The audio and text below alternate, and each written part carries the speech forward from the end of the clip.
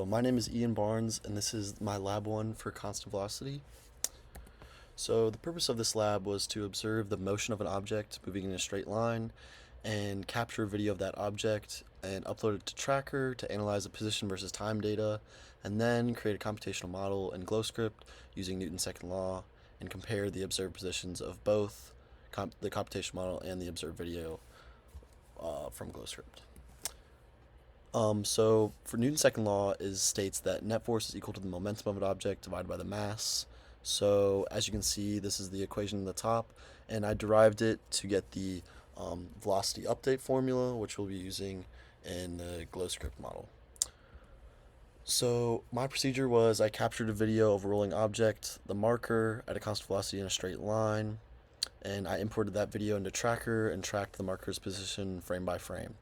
I then created a computational model on GlowScript of the marker's predicted position, and then I generated on a spreadsheet of the observed positions and the predicted positions and graphed the data over time.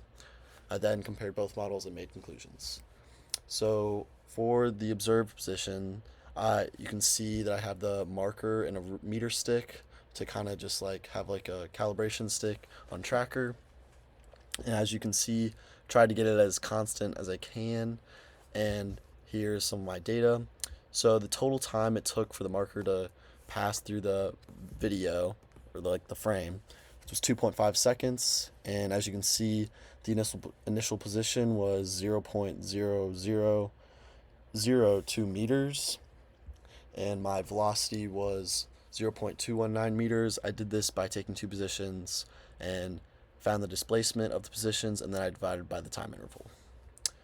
For my computational model, I said that the net force is equal to 0 because it should be moving at a constant velocity, and I inputted the initial velocity and position on lines 35 and 36. I then set up the delta t to the time frame in Tracker, which was 0.0333 on line 40. And then on line 51, I did for however long the marker was in the frame, which was 2.5 seconds. And then I updated the position by doing the position times the velocity times delta t to get a constant velocity with positions over time. And then here is both positions over time graphed. So the observed is in blue, predicted is in red, and as you can see, the observed was kind of accelerated at the start and deaccelerated at the end, where with the predicted it's constant the whole time because with no errors.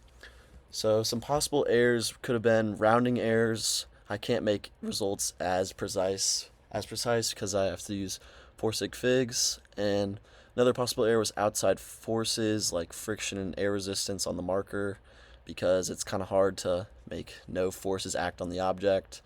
And also another error was on Tracker was position tracking. So the center of mass, it was like me just clicking, so I couldn't get it exact every time. And then lastly, wasn't at a constant velocity. As you see in the graph, it accelerates at the start and deaccelerates at the end.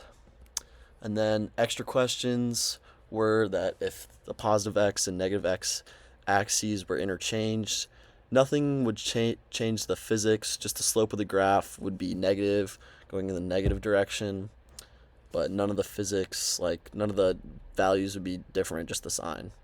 And then the other question was that if the net force is 0, is the net force 0 in the observed marker, and if so, how many forces were added together?